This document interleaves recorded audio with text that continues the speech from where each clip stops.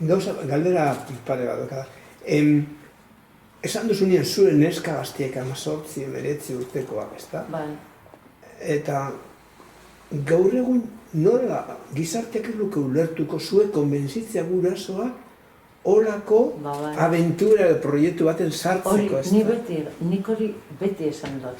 Ikastolaren inguruan ari nazi. Andoni, beti esan dut hori. Betu zelako egoera, zelako gogu euken jentie, egoera apurtxo bat aldatzeko. Nik uste dut hori zala.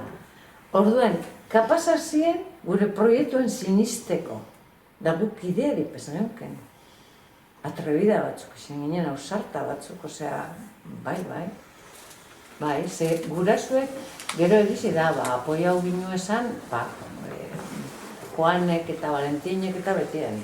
Baina gero sartu zen, da guri, ikastolatik, abadie, heldu zen momentu bat, legalizatu behar zana, eta orduen euskal katekesis moduen edo elixak hartu eban, eta guri kanpora bialdu euskuen. Ez ginelako ez guraso eta ez genulako ezara representatzen.